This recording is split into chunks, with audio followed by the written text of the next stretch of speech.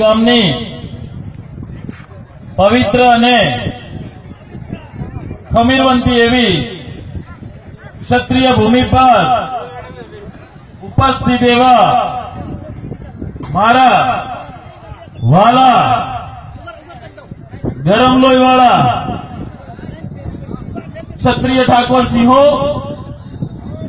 સાક્ષાત શક્તિ સ્વરૂપ એવી મારી માતાઓ તથા બહેનો અને પરમાત્માના અંશ સ્વરૂપ નાના ભૂલકાઓ તથા બાળકો, મંચ પર બિરાજમાન માન્ય શ્રી રમેશજી વિરફણજી ઠાકોર, ગુજરાત ક્ષત્રિય ઠાકોર સેનાના પ્રદેશ ઉપપ્રમુખ, અને આ ધરતી પર કદાચ મારા મા બાપ પછી જો કોઈને શ્રેષ્ઠ માનતો હોય અને પગે લાગતો હોય એવું વ્યક્તિત્વ એટલે રમેશજી વિરફણજી ઠાકોર.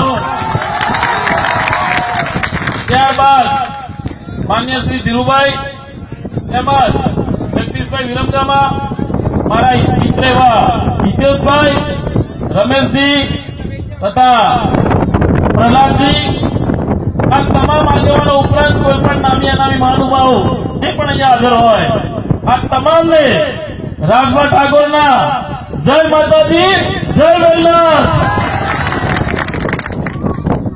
ઠાકોર સેના આવે અને જયારે ક્ષત્રિય ઠાકોર આવે, આ મારા ચુવાડિયા કોળી મારા ભાઈઓ, એમના ગામના એમની અટકો કેવી, દેગામાં, વિરમગામાં. તમને ખબર છે આ અટક કેમ આવી છે? ખબર છે? જે ક્ષત્રિય ઠાકોર આ રાજભા ઠાકોર છે ને, એ ક્ષત્રિય ઠાકોર તમે છો. કટોસર સ્ટેટ હતું, એના 44 ગામ હતા અને એ 44 ગામમાંથી તમે જયારે સ્થળાંતર કરીને અહીંયા વસેલા એટલે તમે ચુવાડિયા કહેવાયા, બાકી તમે મારા ક્ષત્રિય ઠાકોરો છો. અહીંયા તમે ઓછા છો એનો મતલબ એવું નથી કે કોઈ બીજી નાતેથી ઓળખાવાનો. એટલે આ સિંહો કોઈ દિવસ ટોળામાં ના હોય, સિંહ એક અથવા બે જ હોય. અને મારો ઠાકોર એકલો હોય તો એ જંગલનો રાજા જ હોય.